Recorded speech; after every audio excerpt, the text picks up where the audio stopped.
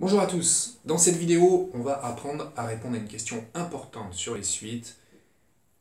Comment montrer qu'une suite est croissante ou décroissante? La question, elle peut aussi se poser sous la forme suivante, déterminer la nature de la suite ou plutôt la monotonie de la suite. Quand on ne vous dit pas à l'avance est-ce qu'elle est croissante, est-ce qu'elle est décroissante, mais que c'est à vous de le faire, c'est à vous d'essayer de le comprendre et de le prouver surtout. Ça va être ça le gros problème de ce type de question, c'est qu'attention, il ne suffit pas juste de regarder ce qui se passe au début pour la suite ou de regarder un tableau de valeurs et dire ah ouais, elle est croissante, elle est décroissante. Non, il va falloir prouver qu'elle est croissante ou qu'elle est décroissante. Je vous propose ici, pour répondre à cette question, une méthode, une unique méthode, sachant qu'il en existe d'autres qui sont un petit peu plus touchy, un peu plus embêtantes. Donc celle-là, c'est vraiment celle sur laquelle je vais mettre le focus. Je parlerai à la fin des autres méthodes possibles. Pour l'instant, cette méthode, détaillons-la, on l'appelle la méthode du UN plus 1 moins UN. D'abord, ça nécessite un petit focus court, définition. Qu'est-ce que c'est qu'une suite croissante? Qu'est-ce que c'est qu'une suite décroissante? Alors la définition d'une suite croissante, si je l'appelle U ou UN, cette suite, une suite croissante, c'est une suite telle que UN va toujours être plus petit, ou N plus 1 va toujours être plus grand que UN, et ceci pour tout N. Pour tout N du domaine de définition de la suite, je veux dire que c'est grand N, eh bien j'aurai UN plus 1 qui est supérieur ou égal à UN. Qu'est-ce que ça veut dire? Ça veut dire que le terme suivant est toujours plus grand ou égal que le terme précédent. Hein, une suite, on se rappelle, c'est U0, U1, U2, etc. Puis à un bout d'un moment, il y a UN, le énième rang, et juste après, il y a UN plus 1. Et bien une suite croissante, c'est une suite telle que à chaque fois, je vais augmenter. Voilà, j'augmente. Celui-là est plus grand que celui-là, celui-là est plus grand que celui-là, celui-là est plus grand que celui-là, etc. Voilà une suite croissante. Une suite décroissante, bien sûr, c'est le contraire. C'est-à-dire que UN plus 1 est toujours plus petit ou égal que UN, et ceci, j'insiste, pour tout N entier naturel. Alors, compte tenu de cette définition de la croissance d'une suite, eh bien l'idée de la technique, de la méthode du UN plus 1 moins UN, ça va être de calculer la différence entre deux termes consécutifs. Si je calcule la différence entre deux termes consécutifs d'une suite croissante, c'est-à-dire une suite qui vérifie ça, en fait je fais passer le UN de l'autre côté. Mais si je suis en présence d'une suite croissante en faisant passer le UN de l'autre côté par l'opération moins UN, à droite j'ai 0. Donc pour une suite croissante, j'aurai ceci. Si c'est une suite décroissante, l'ordre est inversé. Ça, c'est une suite décroissante. Si je fais passer le UN de l'autre côté, pour une suite décroissante, j'aurai cette différence-là qui sera inférieure à 0. Du coup, ça devient très intéressant ceci. Parce que je suis en train de comprendre que si je calcule UN plus 1 moins UN, et que j'arrive à trouver le signe de cette expression, eh bien le signe de cette expression va me dire si ma suite est croissante ou décroissante. Détaillons les étapes de cette méthode. Méthode du UN plus 1 moins UN. Étape 1, on calcule UN plus 1 moins UN. Étape 2, on étudie son signe. Étude du signe de UN plus 1 moins UN. Et enfin, étape 3, c'est la conclusion. Si mon UN plus 1 moins UN, il est positif, alors je vais pouvoir dire que UN est une suite qui est croissante. Et si mon UN plus 1 moins UN est négatif, alors je vais pouvoir dire que ma suite UN, elle est décroissante. Voilà cette méthode dans le détail. 3 petites étapes. Alors, essayons de l'appliquer. Je vais l'écrire en tout petit ici sur le côté, le plan. D'accord? On a vu que l'étape 1, c'était de calculer UN plus 1 moins UN. L'étape 2, c'est le signe. Et l'étape 3, c'est la conclusion. On garde ce petit focus dans un coin. Et on commence à travailler avec un exemple. On va faire plusieurs types de suites. On va commencer par une suite explicite. Si je prends la suite suivante, UN égale, allez, 1 sur n. UN égale 1 sur n, suite explicite parce que j'ai UN en fonction de n. Je veux savoir si cette suite est croissante ou décroissante. Je vais appliquer ma méthode. Avant de le faire, je vais quand même faire une petite conjecture. Conjecture, c'est-à-dire je vais calculer quelques termes et je vais voir si elle a l'air croissante ou si elle a l'air décroissante. Ce ne sera pas une preuve, mais j'aurai une petite idée quand même. et je serai rassuré quand j'aurai ma vraie preuve, parce que ça ira dans le sens de ma conjecture. Calculons U0.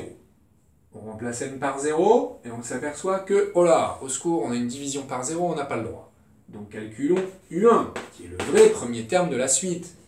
Suite explicite, je veux calculer un terme, je remplace n par le rang souhaité. Je veux calculer U1, je remplace tous mes n par 1. Donc ça me fait 1 sur 1, ça me fait 1. Calculons U2, 1 sur 2, ça fait 1 sur 2, ça fait 1 demi. Calculons U3, ça fait 1 tiers. Calculons U4, ça fait 1 quart. Et réfléchissons au sens de variation de cette suite. Conjecture, 1, 1 demi, 1 tiers, 1 quart, c'est de plus en plus petit. Conjecture, la suite UN semble décroissante. Semble, parce que je ne l'ai pas encore prouvé. J'ai juste calculé 4 termes, qui me dit que U258 sera plus grand ou plus petit que U257. Je ne les ai pas calculés. J'ai pas envie de tous les calculer parce qu'il y en a trop. Il y en a une infinité, je ne peux pas, même si j'y passe toute ma vie. Donc je vais faire la méthode du UN plus 1 moins UN, mais j'ai ma petite idée quand même, il semblerait que la suite soit décroissante. Alors on y va. C'est parti, on va calculer UN plus 1 moins UN. Pour le calculer, on va d'abord dire pour tout n supérieur ou égal à 1, parce que ça commence à U1. Ok, et allons-y. Ça c'est ma petite introduction. Pour tout n supérieur ou égal à 1, UN plus 1 moins UN égale, et je calcule ce truc-là. UN plus 1, est-ce que je l'ai là? Bah non, moi j'ai juste UN. Et UN plus 1, on l'a vu dans la petite vidéo calcul des termes d'une suite, c'est un peu comme le calcul du n plus 1e terme de cette suite. Plutôt le terme de rang n plus 1. Alors comment je fais pour le calculer? Eh bien je remplace aussi, ça s'apparente à un calcul de terme de la suite. Donc je vais remplacer tous mes n par des n plus 1 en faisant attention, c'est un bloc. Donc quand je remplace n par n plus 1, là-dedans, eh bien qu'est-ce que j'obtiens? J'obtiens 1 sur n plus 1. Voilà, je le trouve en bleu, ça c'est un plus 1. Et un, qui est là, hein, un, que je peux entourer ici en rouge, un, c'est 1 sur n. Lui, je le laisse tel quel. Un, c'est égal à 1 sur n, donc je le laisse tel quel. Donc, vous avez vu, j'ai remplacé le bloc bleu ici par son expression, bloc rouge par son expression. Donc ça y est, j'ai fait mon étape 1, qui est de calculer un plus 1 moins un. Ma méthode me dit ça, je le fais. Ça me fait 1 sur n plus 1 moins 1 sur n.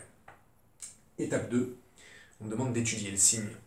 Ah, et là, il faut avoir des réflexes. Une étude de signe nécessite de reconnaître quelque chose dont je sais trouver le signe facilement, comme une expression du premier degré ou une expression du second degré. Maintenant, j'ai des outils pour le faire.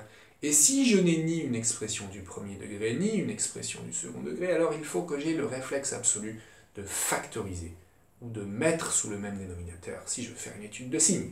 Ici, il n'y a pas de factorisation possible. Par contre, c'est bien sûr une mise sous le même dénominateur. J'y vais très vite, parce que ça, c'est du calcul littéral. Je ne peux pas le refaire dans ce chapitre-là. Donc, pour le mettre sous le même dénominateur, hein, cette différence-là, il faut que je trouve un dénominateur commun qui, ici, sera ce dénominateur fois celui-là, parce que j'en ai pas d'autre possible. Donc, c'est-à-dire, ici, je vais multiplier par n, ici, et donc par n, ici. Et là, je vais multiplier par n plus 1 le bloc ici, et donc il faut aussi que je multiplie le haut par n plus 1. Bref, j'aurai ici deux fractions qui seront toutes sous le même dénominateur, qui est n fois n plus 1, celle-là aussi, n fois n plus 1, et ici en haut j'aurai 1 fois n, c'est-à-dire n, et là j'aurai 1 fois n plus 1, c'est-à-dire n plus 1. Je continue mon calcul me donne, je vais écrire ici, n moins, et attention, parenthèse, quand je mets une seule barre de fraction, parce que c'est ce bloc moins ce bloc, donc je dois mettre des parenthèses ici, divisé par n fois n plus 1. La règle du moins parenthèse me donne le résultat suivant, n moins 1, grâce à la règle du moins parenthèse, donc n moins 1 va me donner juste moins 1 sur n fois n plus 1. Donc vous vous rappelez, on avait l'impression d'avoir fini notre calcul de un plus 1 moins un, et de passer à l'étude de signe, mais on s'est aperçu que pour faire une étude de signe, il fallait avoir mis sous le même dénominateur. C'est chose faite, et en plus on a réduit. Maintenant que j'ai une seule fraction, je vais pouvoir faire une étude de signe d'après mes règles de signe, avec les multiplications et les divisions, c'est-à-dire d'analyser finalement le signe de chacun des facteurs. Ici, j'ai moins 1. Moins 1, c'est négatif. Ici, j'ai n qui est positif, puisque n ici commence à n égale 1. Hein. J'ai mis ici pour tout n supérieur ou égal à 1. Ce sera toujours le cas pour une suite. On a toujours des n qui seront positifs. Donc ça, c'est positif, strictement d'ailleurs. Et n plus 1 va être lui aussi strictement positif. Donc finalement, ici, au dénominateur, j'ai le produit de deux nombres qui sont tous les deux strictement positifs. Quand je les multiplie entre eux, j'obtiens bien un nombre qui est strictement positif. Mais en haut, j'ai un nombre qui est strictement négatif. Donc quand je fais le quotient d'un négatif par un positif, j'obtiens un nombre strictement négatif. Et donc, j'ai trouvé le signe de cette expression par produit et quotient. Cette expression, elle est strictement négative. Alors, est-ce que ça m'intéresse d'ailleurs qu'elle soit strictement négative? Là, je l'ai prouvé, on l'a fait oralement. Mais moi, ce qui m'intéressait, le signe, rappelez-vous, c'était est-ce que c'est positif ou nul ou négatif ou nul? Ben, en fait, ici, c'est strictement négatif. Donc, c'est aussi négatif ou nul. Ça me suffit. Ça me suffit comme propriété pour en conclure que la suite va donc être décroissante, car en ayant fait le calcul de un plus 1 moins un et en étudiant son signe, j'ai trouvé ceci. J'ai donc écrit que pour tout n, un plus 1 moins un est négatif. Qu'est-ce que ça signifie? Que la suite est croissante. J'écris avec un joli donc, à la fin de mes calculs et de mon étude de signe, j'écris donc un est une suite croissante. Donc un est une suite croissante. Alors rappelez-vous, on avait fait la conjecture qu'elle... décroissante, pardon, décroissante. On avait fait la conjecture qu'elle semblait décroissante. On en a ici la preuve grâce à notre méthode. Faisons un autre petit exemple. Si je prends la suite suivante, qui est aussi une suite explicite, je vais prendre la suite n carré, c'est aussi une suite de cours, très simple, d'accord? Je fais ma technique, un plus 1 moins un. Je dois remplacer un plus 1 par son expression.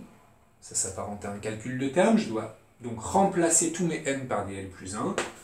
Et donc attention, c'est un bloc, je dois lui mettre des parenthèses. Ça, c'est un plus 1. Ensuite, je dois retrancher un. Un, c'est n carré. Voilà. J'ai fini mon calcul de un plus 1 moins un. Et je dois désormais étudier le signe de cette chose-là. Alors je ne vais certainement pas le laisser comme ça si je veux étudier son signe. J'ai deux options qui viennent à moi. Soit j'ai le réflexe absolu de factoriser. Je peux le faire avec un a carré moins b carré. Soit j'ai un peu peur de cette factorisation. Je préfère d'abord tout développer, c'est-à-dire développer ça et puis essayer de réduire. Dans les deux cas, vous y arriverez. Le résultat vous donnera, je ne le fais pas, 2n plus 1. Il faut que j'étudie son signe. Pour étudier son signe, qu'est-ce que je fais? Je réalise que ça, c'est une petite fonction affine. En fait, c'est du premier degré. Et je sais dresser un tableau de signes d'une expression du premier degré. 2n plus 1, comme 2x plus 1. Tableau de signes rapide. Je sais que ça s'annule en moins 1 demi. Et je sais que c'est comme ceci. Là, j'ai moins l'infini, là, j'ai plus l'infini. Oui, mais je suis en présence d'une suite, et que ici, ce n'est pas des x, c'est des n, et que n ne commence pas à moins l'infini, mais n, il commence à 0. Voilà. Donc, si n commence à 0, ça veut dire que je suis sur cette partie-là de mon tableau, partie sur laquelle mon expression va être positive. Alors, sinon, je peux tout simplement dire que comme n est supérieur ou égal à 0, parce que je m'intéresse à une suite, et que la suite est définie sur grand N, eh bien, je sais que 2n, ça va être positif aussi. Et puis si n est positif, je multiplie par 2, 2n c'est positif, et je rajoute 1, ce qui est encore plus positif, donc tout ceci c'est bien sûr positif. Alors si c'est positif, mais ça veut dire quoi? C'était un plus 1 moins un, ça veut dire que ma suite, elle est croissante. Donc j'ajoute un petit, donc un est croissante. Voilà, c'était un deuxième exemple de suite explicite, pour vous montrer que la technique du un plus 1 moins un marche très bien. Passons maintenant à une suite récurrente, pour montrer que ça peut marcher aussi, dans certains cas pas toujours. Voilà une suite récurrente.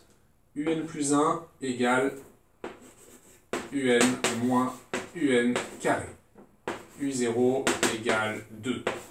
Voilà. Voilà une petite suite d'ailleurs moins 4, moins 2, ouais, parfait. Ok. Donc ça c'est une suite récurrente, pourquoi? Parce qu'on a un plus 1 en fonction de un, et puis un premier terme ici qui est u0. On veut trouver le sens de variation de cette suite, on ne sait pas à l'avance si elle est croissante ou décroissante, on peut s'amuser à calculer les premiers termes, ça nous fera réaliser un peu. Pour calculer u1 pour une suite récurrente, il faut que je trouve la valeur de n adéquate pour pouvoir obtenir u1, donc je vais remplacer n par 0, parce que si je remplaçais n par 1, ça ferait 1 plus 1, donc u2, je ne veux pas calculer u2 mais d'abord u1, donc je remplace n par 0, j'obtiens u0 moins u0 au carré, ce qui fait 2 moins 2 au carré, ce qui fait 2 moins 4, ce qui fait moins 2. Et pour u2, j'obtiens, en remplaçant mes n par 1, parce que c'est ça qui va me permettre d'obtenir u2, u1 moins u1 au carré, ce qui me fait u1, je viens de le calculer, c'est moins 2, donc ça me fait moins 2 moins moins 2 au carré, ce qui me donne moins 2 moins 4, c'est-à-dire moins 6. Et si je continue, j'obtiendrai pour u3, je passe le calcul, moins 6, moins 6 au carré, moins 6, moins 36, c'est-à-dire moins 42. J'analyse un petit peu les résultats. U0 c'est 2, U1 c'est moins 2, U2 c'est moins 6, et U3 c'est moins 42. Il semblerait que cette suite soit décroissante. Mais alors attention, il semblerait parce que je viens de calculer juste 3 termes. C'est pas du tout suffisant pour pouvoir conclure. Surtout quand on a une suite récurrente et que le mode de construction est compliqué. Donc ne dites surtout pas que cette suite est décroissante.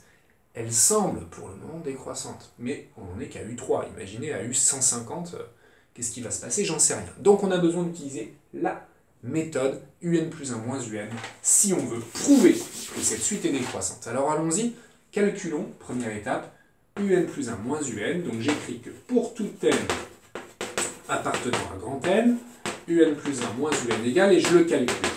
Comment le calculer? UN plus 1, c'est pas une suite explicite ici, UN. Donc je ne vais pas remplacer n, etc. Je vais me dire, mais UN plus 1, je l'ai ici, en fait, l'expression de UN plus 1. Par contre, c'est pas en fonction de n, c'est en fonction de UN. Eh bien, ça me va quand même. Je remplace UN plus 1, que j'entoure ici en bleu, par son expression en fonction de UN, qui est donc UN moins UN carré. Et on verra bien ce qui se passe. Et pour UN alors, parce que je dois faire UN plus 1 moins UN, mais là j'ai pas UN. Alors je pourrais me dire, mais là je l'ai ici, donc je fais passer le moins UN carré de l'autre côté. Oh non, non, non, non, c'est beaucoup trop compliqué, on va retomber sur du UN plus 1. Ça va être le serpent qui se mord la queue, on n'y arrivera pas. Non, bah UN il faut le laisser. UN c'est UN. Je veux dire que UN qui est là, bah je le laisse. Et puis j'espère qu'il va se passer quelque chose, parce que sinon je peux rien faire, et sinon c'est plutôt des trucs de niveau terminal, ça avec d'autres techniques que vous verrez l'an prochain. Voilà, je laisse UN. Donc, je récapitule, quand on a une suite récurrente et qu'on veut utiliser la technique de UN plus 1 moins UN, eh bien UN plus 1, on le remplace par son expression globale, ici, qui est à droite de l'égalité, qui nous sert de repère de construction pour la suite. Et puis, notre UN, bah, on le laisse tel quel, et puis on espère qu'il se passe quelque chose. Alors, est-ce qu'il se passe quelque chose? Bah oui, il se passe quelque chose, puisque regardez, UN moins UN carré moins UN, les UN s'en vont. UN moins UN, ça fait 0. Il reste moins UN carré. C'est pas mal, c'est assez court, assez concis, ça, comme expression, pour le calcul de UN plus 1 moins UN. Maintenant, qu'est-ce qu'il faut faire? Il faut étudier le signe. Alors, je suis un peu embêté, parce que là, j'ai pas d'expression avec du N dedans. Je n'ai pas la main dessus, c'est du UN, je ne connais même pas UN. Je suis très embêté. Mais pas tant que ça dans cet exemple-là. Pourquoi? Parce que ici, je reconnais UN, que je ne connais pas du tout, mais il est élevé au carré. Alors, je sais qu'un carré, c'est positif. Donc ceci, c'est positif. Mais j'ai un moins devant. Mais ça, c'est pas une opération prioritaire, la priorité va au carré. Le moins, c'est-à-dire le moins 1 fois, je le fais après le carré. Donc ça, on a dit c'est positif. Mais si je multiplie ensuite par moins 1, eh bien ça va devenir négatif. Ça, comment je le rédige? Bah, j'écris que pour tout n appartenant à grand N, n carré positif, un carré, pardon, parce que c'est un carré et qu'un carré est positif. Donc en multipliant par moins 1, moins un carré devient négatif par produit. Alors si c'est négatif, un plus 1 moins un est négatif. Donc, un est une suite croissante. Vous voyez qu'on peut y arriver grâce à cette technique-là, même pour les suites récurrentes. Hein. Mais pas toujours, il faut que le sujet, que l'énoncé soit bien préparé pour, mais si vous avez à le faire, ça veut dire que c'est possible. Avant de parler des autres méthodes alternatives, je voudrais en faire un tout dernier, montrer que ça peut marcher quand même, avec un autre type de suite. Si je vous donne un égale 3 fois 4 puissance n. Voilà une suite que vous appellerez suite géométrique un peu plus tard. Qu'est-ce que je fais? Méthode un plus 1 moins un. Je remplace ici pour avoir un plus 1 tous mes n par des n plus 1. Ça me fait 3 fois 4 puissance n plus 1. Et puis mon un, c'est ça. C'est 3 fois 4 puissance n. Et je veux le signe de ça. Pour voir le signe de ça, ça ne ressemble pas du tout à du premier degré ou du second degré. Il faut donc que je cherche à factoriser ou à mettre sous le dénominateur. Ici, il n'y a pas de dénominateur, donc je vais essayer de factoriser par le truc le plus fort que je puisse. Donc le truc le plus fort que je puisse, c'est quoi? Eh bien, c'est de factoriser peut-être par 4 puissance n. J'aurais même pu factoriser par 3 fois 4 puissance n. Alors ça, c'est de la technique. Hein. Si je factorise par 3 fois 4 puissance n, eh bien, qu'est-ce qui va me rester ici? Pourquoi je peux factoriser par 3 fois 4 puissance n? Je vois apparaître ici, mais pas vraiment là. Là, j'ai 3 fois 4 puissance n plus 1. Oui, mais 4 puissance n plus 1, c'est 4 puissance n fois 4. Ça, c'est un petit travail sur les puissances à bien maîtriser. 4 puissance n plus 1 égale 4 puissance n fois 4. 4 puissance a plus b, c'est 4 puissance a fois 4 puissance b, propriété des puissances. Voilà. Donc là, il me reste juste un 4 après ma factorisation. Moins, là j'ai factorisé par 3 fois 4 puissance n, il ne me reste plus rien, donc j'ai un petit fois 1 caché. Ça fait 3 fois 4 puissance n, et l'intérieur de ma parenthèse fait fois 3. Donc 3 fois 4 puissance n fois 3, je peux l'écrire 9 fois 4 puissance n. J'ai calculé mon un plus 1 moins un. Et maintenant que je l'ai calculé, qu'est-ce que je fais? J'étudie son signe. 9 c'est positif. 4 puissance n c'est positif, bien sûr, parce que 4 est positif. Donc ceci c'est positif. Si c'est positif, ça veut dire que un plus 1 moins un, c'est positif, ça veut dire que un est une suite croissante. Enfin, vous avez promis de vous parler des méthodes alternatives au un plus 1 moins un.